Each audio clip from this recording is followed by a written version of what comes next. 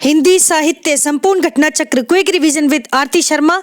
दोस्तों, आपको मेरे चैनल पसंद आए तो इसे लाइक करें, शेयर करें, सब्सक्राइब करें। साथ ही साथ मेरे वीडियोस के अगले नोटिफिकेशंस को पाने के लिए बेल आइकन को प्रेस करें।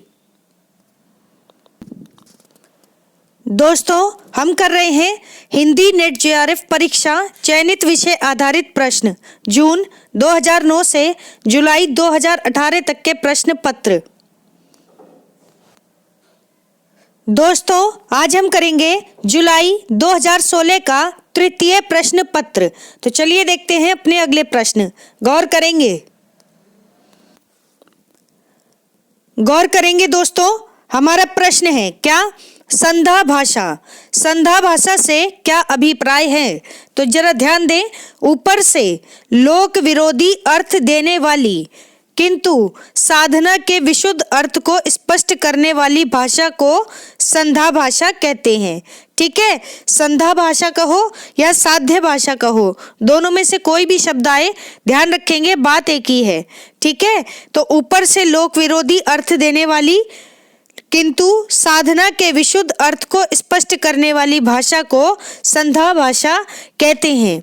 अगला प्रश्न है नीरसता, गृहस्थ के प्रति अनादर का भाव, रागात्मकता का विरोध एवं इंद्रिय निग्रह। क्या है? इंद्रिय निग्रह में से नाथ साहित्य की कमजोरी कौन सी नहीं है? तो ध्यान रखें, इंद्रिय निग्रह नाथ साहित्य की कमजोरी नहीं है। तो ध्यान रखेंगे, इंपॉर्टेंट बात है ये।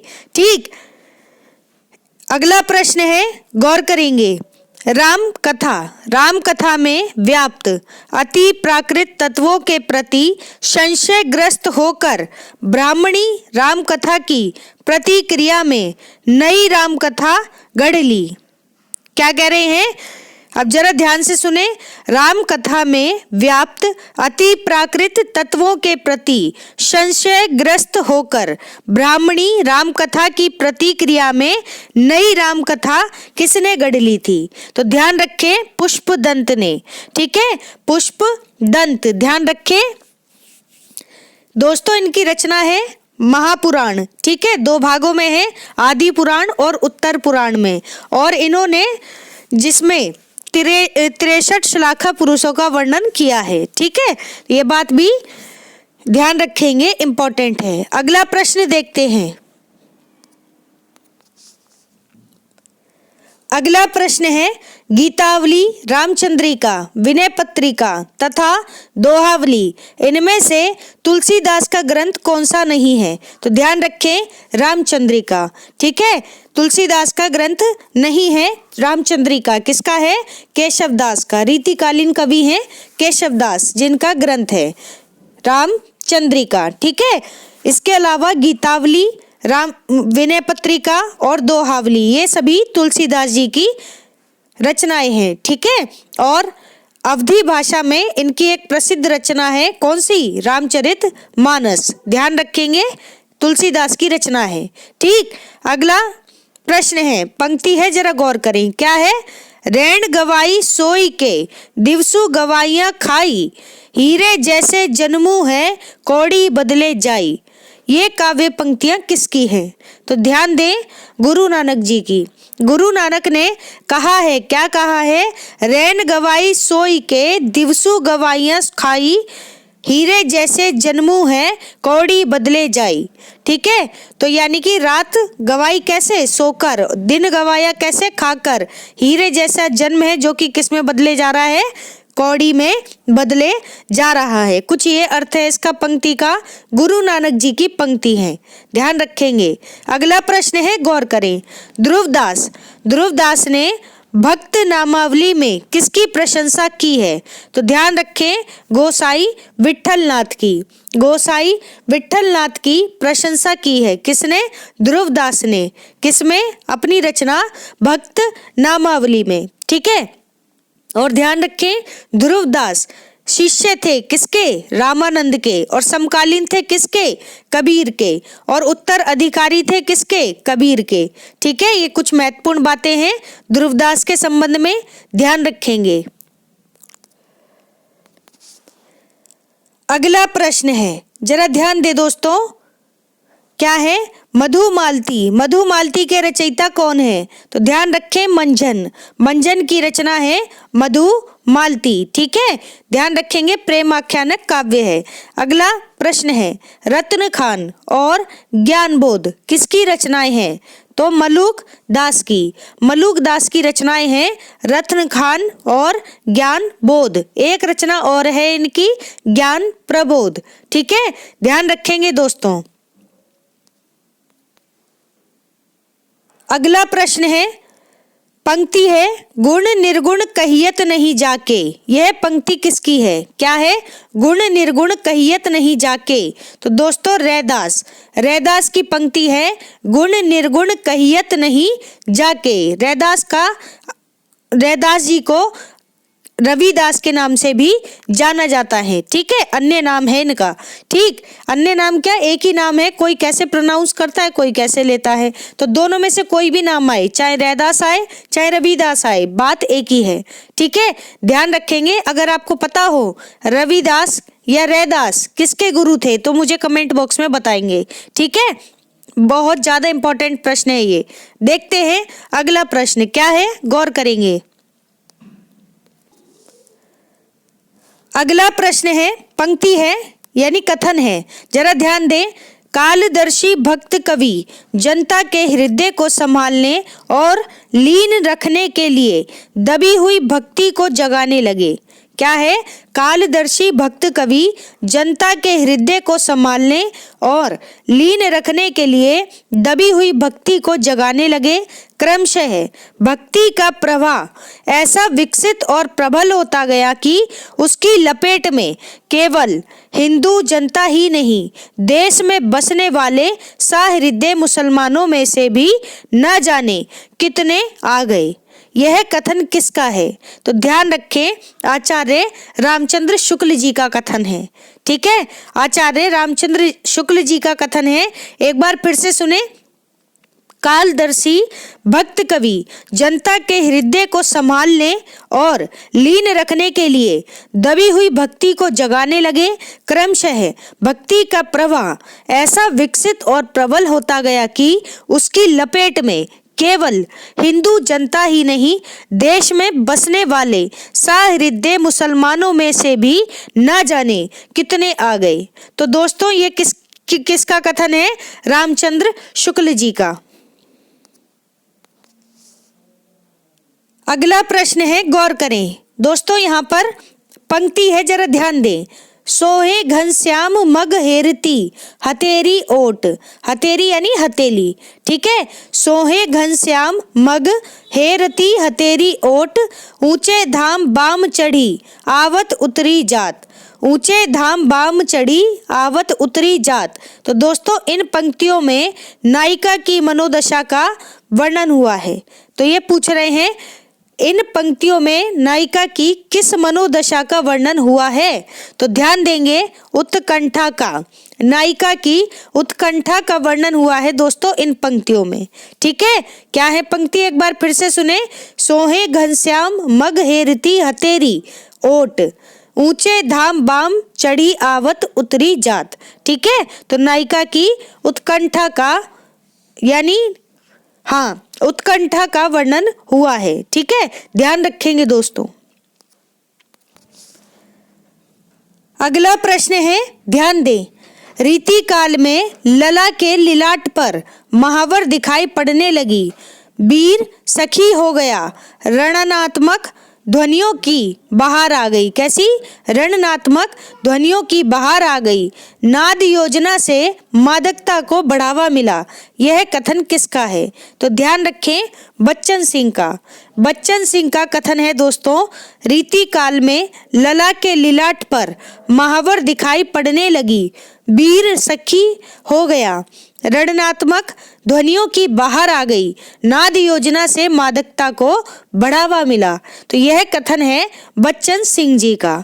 ठीक है, अब देखते हैं अगला प्रश्न। इसमें भी पंक्ति है, जरा ध्यान दें, गौर करना। बानी को सार बखान्यो सिंगार। क्या है? बानी को सार बखान्यो सिंगार, सिंगार को सार किशोर किशोरी। उक्त पंक्तियां किसकी हैं? ठीक है, तो देव की। कवि देव की पंक्तियां हैं दोस्तों। क्या? बानी को सार बखान्यो सिंगार, सिंगार को सार किशोर किशोरी। ये पंक्ति है कवि देव की। ठीक है, देखते हैं अगला प्रश्न। अगला प्रश्न है, ध्यान दें। नायिका भेद की संकीर्ण सीमा में जितना लोकचित्त आ सकता था, इस काल रीति का, काल यानी रीति का उतना चित्र निश्चय ही विश्वसनीय और मनोरम है। ठीक है, यह कथन किसका है? तो ध्यान दें, हजारी प्रसाद द्विवेदी जी का। हजारी प्रसाद द्विवेदी जी का कथन है, नायिका भेद की संकीर्ण सीमा में जितना लोकचित्त आ सकता था, इस काल का उतना चित्र निश्चय ही विश्वसनीय और मनोरम है। ठीक है, ध्यान रखें, हजारी प्रसाद द्विवेदी जी। अगला प्रश्न है, गौर करें। मतीराम के ललित ललाम का मुख्य वर्ण्य विषय क्या है? तो ध्यान दें, अलंकार निरूपण। अलंकार निरूपण क्या है? मतीराम के ललित ललाम का मुख्य वर्ण्य विषय है। तो मतीराम की रचना है, बहुत ही प्रसिद्ध और चर्चित रचना है ललित ललाम। ठीक है, जिसका वर्ण्य विषय है अलंकार निरूपण। ध्यान रखेंगे। अगला प्रश्न है, देखते हैं। गौर करेंगे दोस्तों, बरवई छंद में नायिका भेद का निरूपण किसने किया है? तो ध्यान दें, रहीम ने। रहीम ने बरवई छंद में नायिका भेद का निरूपण किया है। ठीक है, ध्यान रखेंगे। बरवई छंद, बरवई जैसा कि शब्द से पता चलता है 12 मात्राएं होती हैं इसमें। ठीक है, ध्यान रखेंगे दोस्तों। और इनकी एक पुस्तक भी है रहीम की, बहुत ही प्रसिद्ध है। कौन सी? बरवई नायिका भेद। बरवई नायिका भेद याद रखेंगे। ठीक है, बाकी एक मध्यनाष्टक भी है, दोनों ही इंपॉर्टेंट है, ध्यान रखें। ठीक है, अगला प्रश्न है, गौर करें। मैंने श्री कृष्णचंद्र को इस ग्रंथ में एक महापुरुष की भांति अंकित किया है, ब्रह्म करके नहीं। यह आख्यान किसका है? तो ध्यान दें, अयोध्या सिंह उपाध्याय हरिओत जी का। अयोध्या सिंह उपाध्याय हरिओत जी का आख्यान है। क्या?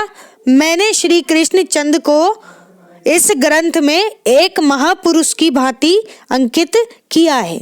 ठीक है, ब्रह्म करके नहीं। ध्यान रखें, अयोध्या सिंह उपाध्याय हरिओत जी का आख्यान है। ठीक है, और इनका खड़ी बोली में प्रथम महाकाव्य है। कौन सा? ध्यान रखेंगे दोस्तों, प्रिय प्रवास, जिसका समय है 1914 ईस्वी। ठीक है, बाकी एक दो रचनाएं और हैं इनकी, ठेठ हिंदी का ठाठ और अधखिला फूल। ठीक है, ये भी याद रखें। अगला प्रश्न है, ध्यान दें, गौर करेंगे। पंक्ति है, दुख ही जीवन की कथा रही। क्या है पंक्ति? दुख ही जीवन की कथा रही, क्या कहूँ आज जो नहीं कही। दुख ही जीवन की कथा रही, क्या कहूँ आज जो नहीं कही। यह कथन किसका है? तो ध्यान रखें, निराला का। सूर्यकांत त्रिपाठी निराला का कथन है। उनकी शोक गीत, उनका एक शोक गीत है। ठीक है, सरोज स्मृति, उससे ली गई पंक्तियां हैं। क्या? दुख ही जीवन की कथा रही, क्या कहूँ आज जो नहीं कही। ठीक है, ध्यान रखेंगे। कवि निराला किस पत्रिका से जुड़े हुए थे? तो ध्यान रखेंगे, मतवाला, सुधा, ठीक है, और समन्वय पत्रिका से। ये बात याद रखें। अगला प्रश्न है, गौर करें। क्या है? नीरजा। अगला प्रश्न है, गौर करें। क्या है? नीरजा, निहार, गीतिका तथा दीपशिखा, इनमें से महादेवी वर्मा का काव्य संग्रह कौन सा नहीं है? तो ध्यान देंगे दोस्तों, गीतिका। गीतिका सूर्यकांत त्रिपाठी निराला जी का काव्य संग्रह है। ठीक है, ध्यान रखेंगे दोस्तों। इसके अलावा नीरजा, निहार और दीपशिखा, ये काव्य संग्रह किसके हैं? महादेवी वर्मा के। जबकि गीतिका किसका है? सूर्यकांत त्रिपाठी निराला का। ठीक है, ध्यान रखें। अगला प्रश्न है कलगी बाजरे की। क्या है प्रश्न? कलगी बाजरे की किसकी कविता है? तो ध्यान रखें, अज्ञे की। सच्चिदानंद, हीरानंद, वात्स्यायन अज्ञे, इनकी कविता है कलगी बाजरे की। ठीक है, अगला प्रश्न है, पंक्ति है, जरा ध्यान दे। भूलकर जब रहा, जब जब रहा भटका में। क्या है? भूलकर जब रहा, जब जब रहा भटका में, तुम ही झलके हे महाकवि, तुम ही झलके हे महाकवि, सघन तम की आंख बन मेरे लिए, सघन तम की आंख बन मेरे लिए। तो महाकवि निराला का उपर्युक्त स्तवन किया है। ये क्या कह रहे हैं? प्रश्न ध्यान से सुने। महाकवि निराला ने इसमें किसका स्तवन किया है? तो ध्यान रखें, सॉरी, ये कुछ इस तरह से बनेगा। महाकवि निराला का उपर्युक्त स्तवन किस कवि ने किया है? तो शमशेर बहादुर सिंह जी ने। शमशेर बहादुर सिंह जी ने। शमशेर बहादुर सिंह जी की पंक्ति है दोस्तों, भूल कर जब रहा, जब जब रहा भटका में, तुम ही झलके हे महाकवि। हे महाकवि से अभिप्राय कवि निराला। ठीक है, तो सघन तम की आंख बन मेरे लिए महाकवि निराला का उपर्युक्त स्तवन है पंक्तियों में। ठीक है, तो किसने किया है? शमशेर बहादुर सिंह जी ने।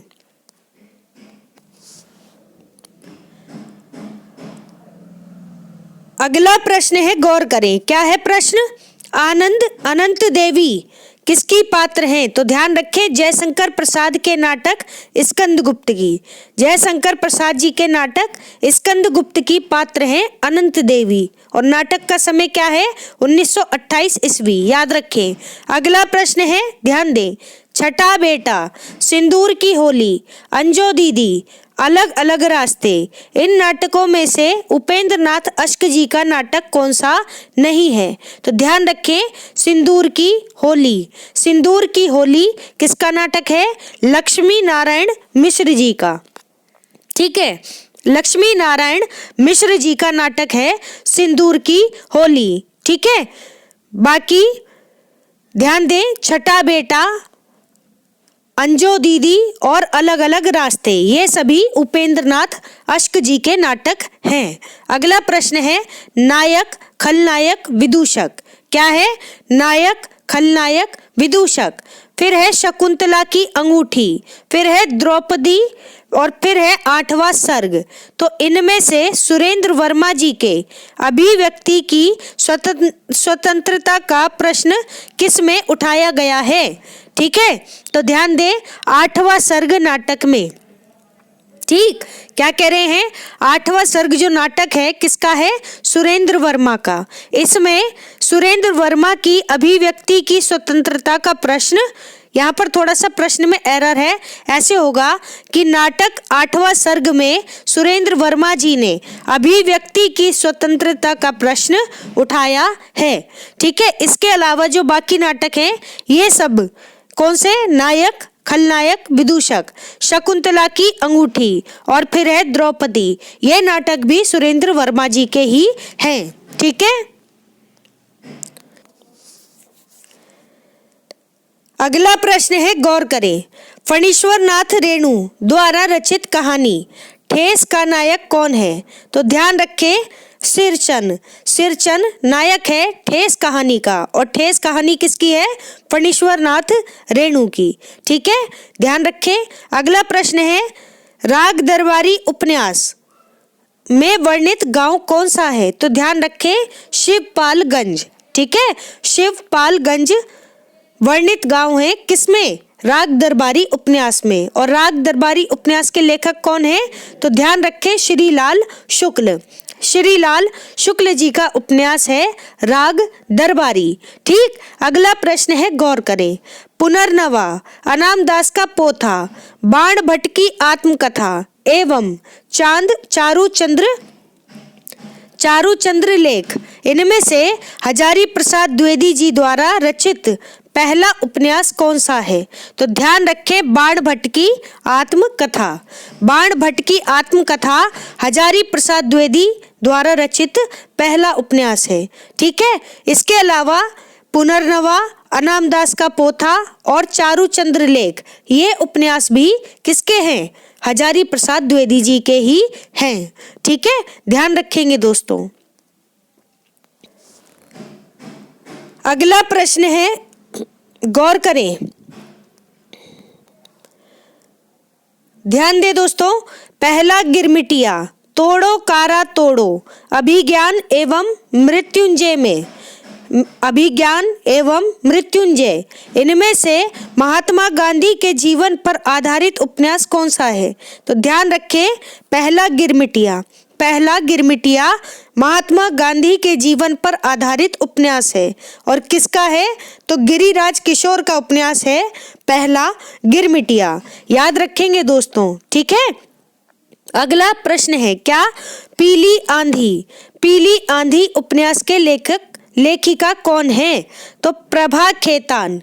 प्रभा खेतान का उपन्यास है पीली आंधी। इसके अलावा इनकी यानी प्रभा खेतान जी की आत्मकथा है अन्या से अनन्या। अन्या से अनन्या। और इनकी एक रचना और है छिन्न मस्ता। याद रखेंगे, छिन्न मस्ता। ठीक है, प्रभा खेतान की रचनाएं हैं। तो ध्यान रखें, पीली आंधी उपन्यास है किसका? प्रभा खेतान जी का। अगला प्रश्न है, गौर करें, घुमक्कड़ शास्त्र। घुमक्कड़ शास्त्र यात्रावृत्त के लेखक कौन है? तो ध्यान रखें, राहुल सांकृत्यायन। राहुल सांकृत्यायन जी ने यात्रा वृत्तांत लिखा है घुमक्कड़ शास्त्र। और इन्हें किसे? राहुल सांकृत्यायन जी को घुमक्कड़ शास्त्री भी या घुमक्कड़ जिज्ञासा भी कहा जाता था, क्योंकि इन्हें घूमने का बहुत शौक था। ठीक है, तो ध्यान रखेंगे दोस्तों। अगला प्रश्न है, अगला प्रश्न देखते हैं, गौर करें, ऋण जल धन जल। क्या है? ऋण जल धन जल। इस रिपोर्टाज के लेखक कौन है? तो ध्यान रखें, फणीश्वर नाथ रेणु जी। फणीश्वर नाथ रेणु जी का रिपोर्टाज है ऋण जल धन जल। ठीक है, फिर है दोस्तों हरिवंश राय बच्चन जी। इनकी रचना है यहाँ पर, अब जरा ध्यान दे, प्रश्न देखें, प्रवास की डायरी। प्रवास की डायरी, इस रचना के लेखक कौन है? तो ध्यान रखें, हरिवंश राय बच्चन।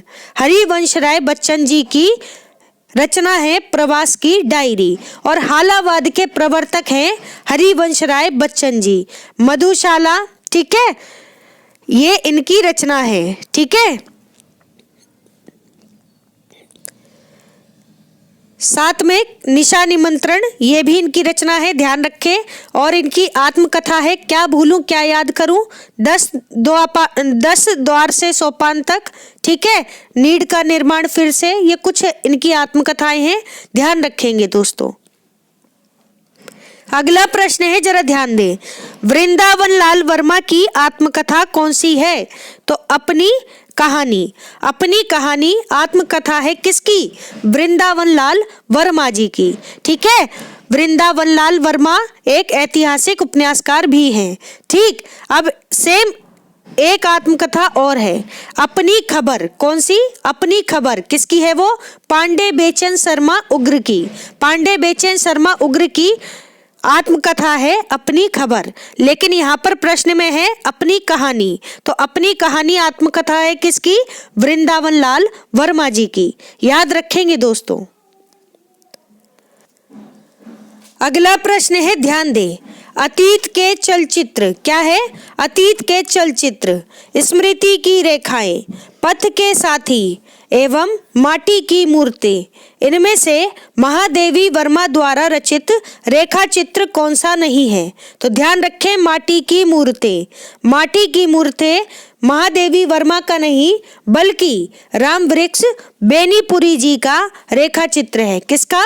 राम वृक्ष बेनीपुरी जी का रेखा चित्र है। ठीक है, अब ध्यान दें, अतीत के चलचित्र, स्मृति की रेखाएं, पथ के साथी एवं बस पथ के साथी, यहाँ तक ये किसके रेखा चित्र हैं? तो ध्यान रखें महादेवी वर्मा के। जबकि माटी की मूर्तें राम वृक्ष बेनीपुरी जी का रेखा चित्र है। ठीक है, ध्यान रखेंगे दोस्तों, बहुत ही इंपॉर्टेंट है सभी। अगला प्रश्न है, गौर करना। ठीक है, काव्य अलंकार, काव्य अलंकार सार संग्रह किसकी रचना है? तो ध्यान रखें उद्भट की, उद्भट की रचना है काव्य अलंकार सार संग्रह। ठीक है, उद्भट की रचना है। ठीक है, अगर सिर्फ पूछी जाए कि काव्य अलंकार, तो ये किसकी रचना है? भामे की।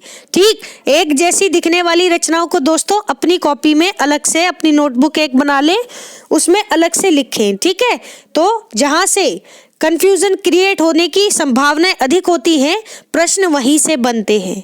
ठीक है, इस बात का ध्यान रखें।